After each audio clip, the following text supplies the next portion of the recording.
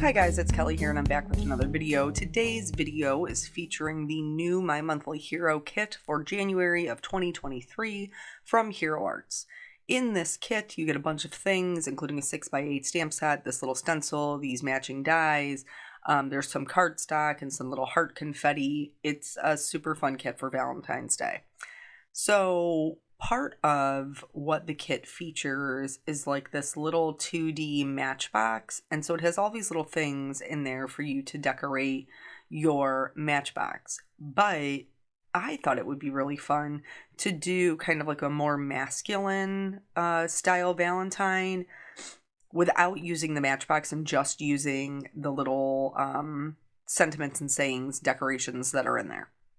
So in order to give my little collage something interesting to sit on, I am using the stencil and just doing a super neutral background. I'm using the granite ink to do my ink blending. And this is just going to give me a little something to make my items, like the background my items are sitting on, more interesting and not just plain white cardstock. Then we're going to get into the planning stages. So it has this little postage stamp in there, and then it also includes a die that matches that. So I took the die and I laid it out on a piece of cardstock. This is an A2 size cardstock, so 5.5 by 4.25. And then I traced out how many parts I would need. And then I wrote down the ones in there that I would be using. I selected some cardstock. I'm using Nautical, Bermuda, Azalea, Cherry, and then I pulled out the charcoal one, but I didn't actually end up using it. So here I kind of have all of my things laid out, and just to get an idea of whether or not I'm happy with this color scheme and what sentiments I need to heat emboss on what colors, I'm just using some similarly colored Copic markers to color in my items. This is just good planning for me personally, first of all, so I could see where my colors needed to go, but this is actually also how I eliminated the gray. I realized in going through with the colors, I knew two of them I was going to color and leave the majority of them white. And so I did the gray at the top, and I realized that it wasn't going to be anywhere else, and I could just substitute another color. And in this case, I used the navy.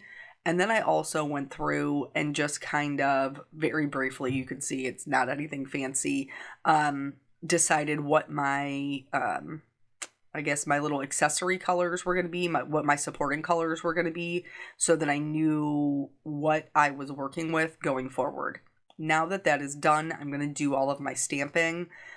Because nothing on this card is black. You could totally stamp them in black. I chose not to. I chose to stamp them in Hero Arts' charcoal because it matched the gray in the back and everything else is a color. So everything else is just not as in your face. Plus, it would give me the opportunity to color over some of the areas and not have them just stamped solid black. So those are the choices that I made. With that said, this ink from Hero Art is not what you would call friendly with alcohol markers, which means that it can bleed, it can blend in with your coloring.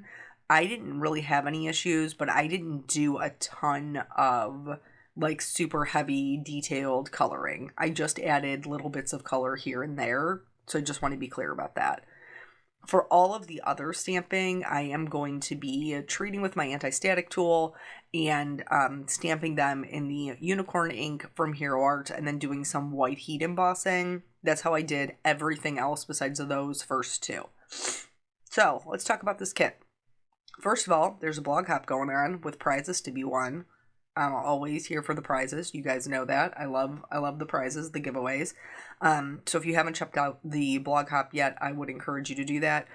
If you're a subscriber to the kit, it'll just give you some ideas of how you could possibly use it. If you're not a subscriber to the kit, I would highly recommend it. This kit is worth, I think it's $77. I know it's over $70, but you pay $34.99.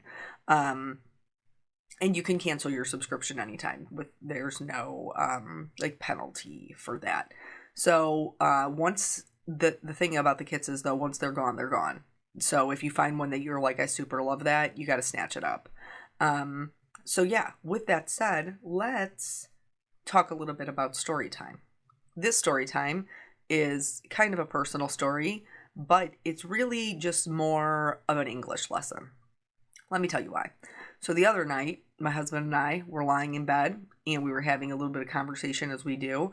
And he was teasing me because I don't like drafts. I do not like when I am laying in bed and the covers from his body to my body create a bridge which allows air to come in through the covers into my side. I do not like it. I like to be tucked so that there's no drafts. And then when I said this to him about the drafts, he said, when you say drafts, it sounds like you're saying giraffes. And I was like, but I'm not. You know that I'm not saying giraffes, the animal. You know that I am saying drafts, the wind. And then he looked at me and said, "Oh, Peg." Now, is that, I mean, it was a little rude, honestly. Like, he's going to come at me. But then I told him, I said, you say it the same way I do. You don't say it with a K. You say it like it sounds like it has a G, even though you're trying to say it like it sounds like a K. So don't come at me about the way that I pronounce things. This led me on a interesting Google journey, of which I learned some things. Here's some things that I have learned. First of all, does it sound like when I say drafts, I'm saying giraffes? Drafts, giraffes, giraffes, drafts. I can see the confusion. I get his point. I see what he is saying. And did I say this to myself multiple times on multiple occasions? Yes, I did. I sure have. Just to hear if I sound the same. And I kind of think they do. But that led me to Google if giraffes are friendly. And I learned they are. They're very sociable creatures. They enjoy each other's company. Including, this is the description on Google, traveling, eating, and resting together. Isn't that just a nice little, I mean, I could get along with giraffes, I think. I hope they don't like to travel a lot. Like, I don't really like to travel a lot. But the eating and the resting, I am here for, very much so. I also learned that a group of giraffes is called a tower, which I think is kind of witty. So, let's talk about this coloring.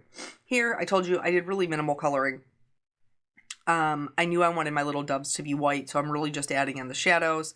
Whatever you are doing, whatever colors you have decided to use, make sure you're doing your lightest colors first. Especially in this case, because I'm going to have like a red behind the banner, and then I'm going to have a navy behind the banner. Now, the navy I did do first, but there's like a buffer between the two. Less so with the red. So I would recommend doing your lighter colors first. Plus, if I pulled a little bit of blue into my gray, it probably wouldn't be that big of a deal. If I pulled a little bit of red into my gray, much more noticeable. So just something to note when you're doing your coloring. So, anyway, giraffes are friendly. They are called a tower when they are in a group. Also, I wanted to know why they had black tongues. And so I Googled that as well, because you know I like to know all the things. And it's actually, they don't know. They don't know. What they think is that, like, they obviously, it's darker because it just has a stronger collection of melanin.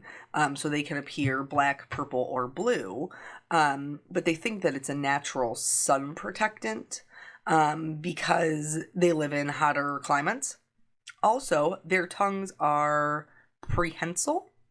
And I didn't know what that meant, so I Googled that as well. And that means that they can grab things with it. Like normally, that particular term, which I did look up how to pronounce, so that I sound somewhat like I know what I'm talking about, even though all of my education comes from Google about giraffes, not giraffes. Giraffes the animal.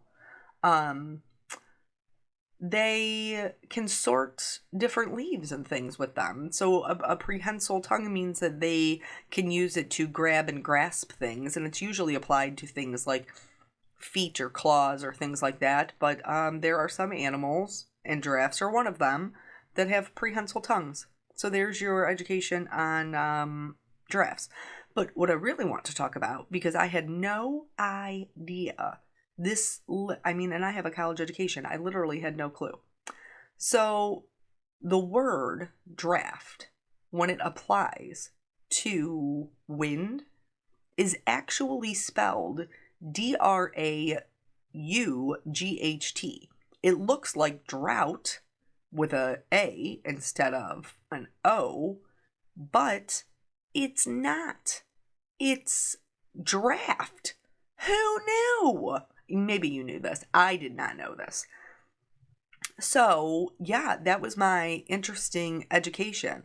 A draft, D-R-A-F-T, is I think probably what most people refer to like a drawing or a writing. That's a draft with an F. The GH, that's a wind draft. I had no clue. So my husband's comment about my pronunciation, which, let's be clear, words are hard for me. If you've been around my channel for any amount of time, you know that sometimes I say things and I mispronounce them or that they don't make any sense, and that's fine. Let's talk about the card.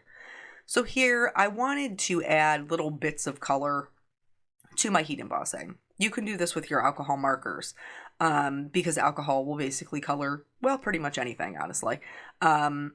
But I have heard that this can ruin your Copic nibs, or the nibs of your alcohol markers. I don't do it often enough for it to really be a problem for me, or I've never noticed an issue with it. But I do have an alternative method if you are worried about your Copic markers, because they are quite the investment. I understand that. So if you don't want to go direct to paper, you can actually use your re-inker. So here I want the heart in Valentine to be red. So I'm just going to put a little bit of isopropyl alcohol into a container. And then I'm going to put 1 drop of this R29, it's the same marker I was using, onto my glass mat. I'm going to pick it up with a paintbrush, and then I'm just going to paint it directly on. If your alcohol dries out on your glass mat, just pick up a little bit more of the isopropyl alcohol to add moisture to it, and you should be able to pick it up and just paint right over it. Now, I will tell you, you may have to build up the layers of this because it does go on a little bit lighter, but then you can also just clean out your paintbrush, like mixing it in with the alcohol to get it off of there, and then I just wash mine out in the sink just like I would use, with acrylic paint or anything else. So here I'm back to using my Copic markers because, like I said, I've never had an issue with it, so it doesn't bother me. For this one, I used a pink and a red just to make it a little bit more fun to look at. And I didn't want to bring in another color because, like, I've kind of got this navy, teal, pink, red situation, and I was trying to stay true to that. So I just used the pink and the red, and it was fine. Two of these, let's be clear. 2 of these, I used the die to cut out, and the other ones I just trimmed with my paper trimmer down to a square that was pretty much the same size, which ended up being 1.5 by 2 1/4. Some of them didn't exactly fit into that, and so I had to be I had to give it just a smidge more so I didn't cut it off. But it ended up being fine, and they all ended up fitting in the collage as I had expected them to, except for one. There's always that one. There's one in every bunch. And so we'll talk about that when we get here. So I'm going to go ahead and trim all of these out. I will spare you the details as you've seen me trim this one. And then I went ahead and laid them all out together. The one up top says reasons why I love you, and then underneath it says everything. I probably should have thought this one out a little bit better because when I trimmed it off, it cut off the reasons why, and so it just says I love you everything. But whatever, it is what it is. I think it's okay. For the 2 white pieces, when I had originally laid it out, they just blended too much into the background. So I decided I was going to give them a little teeny tiny baby matte. And so I just used 2 of the colors that I had previously used. I used the red and the pink to just matte that. You could totally measure this, but I didn't take the time to do that. I just held my little piece in place as I rotated my paper around to trim it. So this one in the center of this Happy Valentine's Day got the red, and then the little doves with the banner got the pink. And then I was happy with the way that it was looking. So now I need to transfer it over from my my draft, my practice sheet, over to the stenciled background, which is where they will actually, be on the card. So I'm gluing those two pieces together. Those are the only ones that I needed to glue together. All the other ones are just single pieces. They have no mat. And then I'm going to use the hinge method to apply all of these little rectangles. I almost called them squares, but they're not squares, they're rectangles. As far as the postage die goes, I just thought it gave more of an interesting look to some of them, so they weren't all perfectly square. But that isn't necessary. I just, it was just like a fun little added detail, and you guys know I'm all about the details. So once I have these all where I want them to be, I am going to bring in my press and seal, after I tape down my paper. And this is new tape, so that's why I was rubbing it on my hand, just to make sure that it's not too sticky. I don't want it to rip my paper. I don't trust a lot of low-tack tape. That's just me. That's reality. So once I have my paper taped down, you could see that little XO moved, and I tried to put it back, but I'm pretty sure it moved again while I was doing my hinge method. So I stick it down to my glass mat and then stick it down to all of my die cuts. Then I can pull them all up at one time and put copious amounts of foam tape underneath them. The foam tape isn't necessary. You could adhere it flat, especially if you're mailing it to somebody. But adding the dimension just, again, makes it a little bit more interesting, because we do have a lot of bold prints going on here, which does help make it more masculine. But for me, it also makes it a little bit, wah wah. So the dimension helps give the design a little bit more pizzazz. So once I had all my foam tape on top, well, technically on bottom, adhered to the backs, I went ahead and did the center one first, just to make sure that I was happy with where that was. And I pushed that down into place. And then from there, I removed the backs of all of them except for that little XOXO. And that's because I had genuinely believed that it moved and I didn't want to adhere it wonky. So now that all the tape is off these, I will again fold my press and seal back over. I will adhere all of my items to my card front, and then I'll just peel off that XO1, take the backs off of it, and put it down myself, just so I can make sure that I have good placement there. Once that is done, then, obviously remove your tape and all of that, but I'll flip it over on the back and then trim off any extras. I keep my extra pieces parts just to fill in some of the other areas, and that was always the game plan.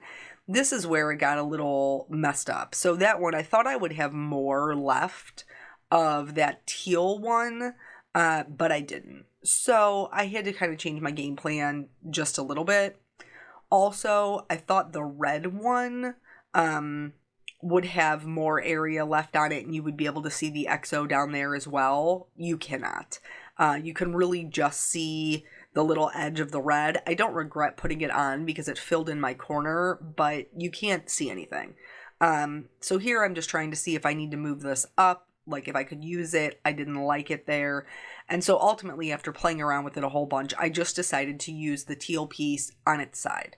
Collages are, just different pieces, parts all put together. So I don't think that it's a big deal that it's horizontal and not vertical. That it's vertical and it's not horizontal. I think that it just completes the piece.